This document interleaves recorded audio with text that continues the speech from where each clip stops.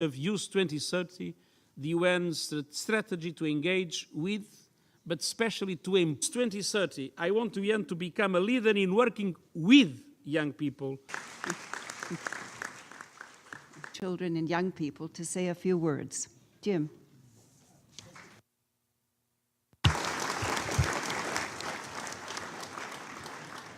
Thank you so much, Henrietta. And I just want to say that your leadership on world's youth issues has been a tremendous personal and professional inspiration to me. And it's also a great honor to be here with the chair of this whole group. You know, what it says is Envoy on Youth, but you're the boss on this one. And also my great friend, President Kagame. I've seen what he's been doing in Rwanda for many years now. Now, let me just get some of the critical numbers out of the way, and then I want to send a very personal message. You know, we have been focused a lot on youth. We've spent $15 billion in 770 projects over the last 10 years. And we're working ever more closely. The relationship with UNICEF has never been better. And we're working with UNICEF to deliver on critically important issues. In Lebanon, for example, we're working to ensure that Syrian refugees enroll in school and ensure that they have skills training so that they'll be able to find a job. In Yemen, a terribly difficult situation, we're partnering to provide emergency cash transfers that are helping 1.4 million poor families provide basic needs for their children and young people.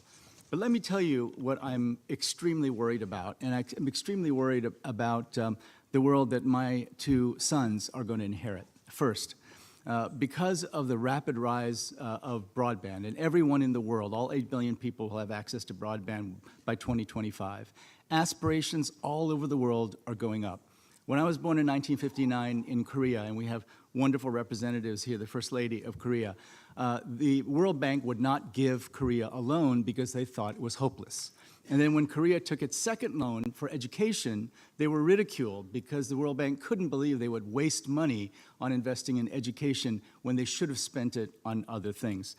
When aspirations going up, when those aspirations are met with opportunity, you get dynamic economic growth. And in Korea, there were people like me who had the opportunity to become president of the World Bank.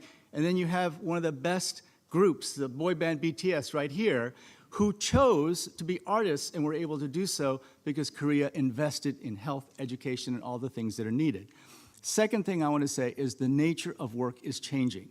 The nature of work is changing very quickly, and many, many countries are not prepared for the future of work. Everything tells us that every single job will be more digitally demanding, and every single job will require skills like perseverance, determination, things that are not taught well enough in the schools today.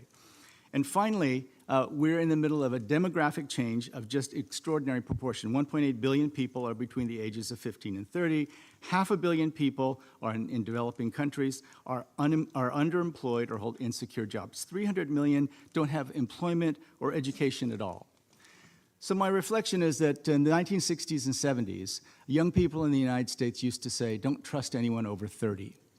What I would say to you today, young people, don't trust anyone under 30 to make the most important decisions that are going to affect your future. Don't let us decide how much we spend on health and education. Insist that we spend on health and education in a way so that everyone has the opportunity to become whatever they want. Don't trust us on decisions around climate change. We're entering a critical 2-year period, and if we don't make the right decisions, the world that you will inherit will be unlike anything you can imagine.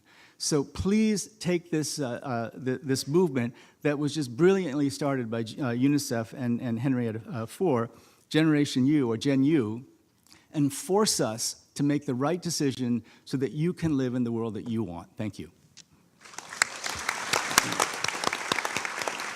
Thank you very much, Ms. Henrietta and President Jim Kim for your commitment. I'm really excited for Generation Unlimited and also for the World Bank's renewed.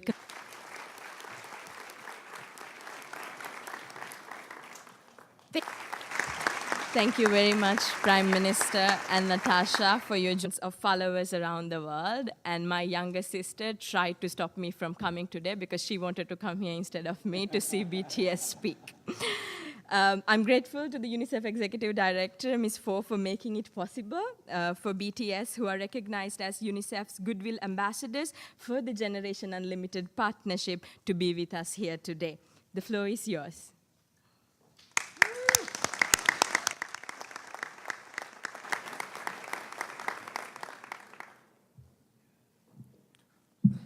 Thank you, Mr. Secretary General, UNICEF Executive Director, and all the excellencies and distinguished guests from across the world. My name is Kim Namjoon, also known as RM, the leader of the group BTS. It is an incredible honor to be invited to an occasion with such significance for today's young generation. Last November, BTS launched the Love Myself campaign with UNICEF, building on our belief that true love first begins with loving myself. We've been partnering with UNICEF's End Violence program to protect children and young people all over the world from violence. And our fans have become a major part of this campaign with their action and with their enthusiasm. We truly have the best fans in the world. And I'd like to begin by talking about myself.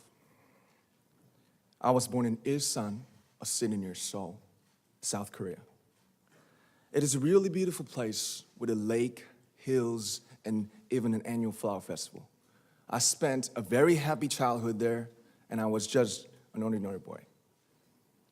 I used to look up at the night sky and wonder, and I used to dream the dreams of a boy.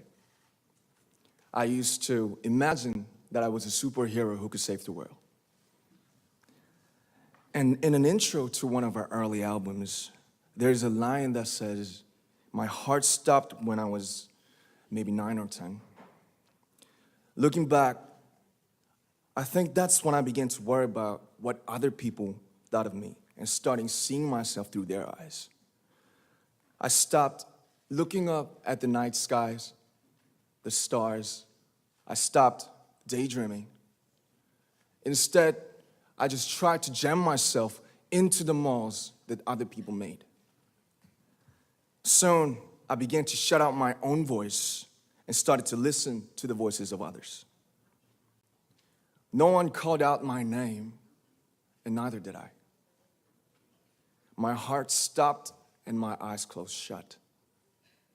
So, like this, we all lost our names.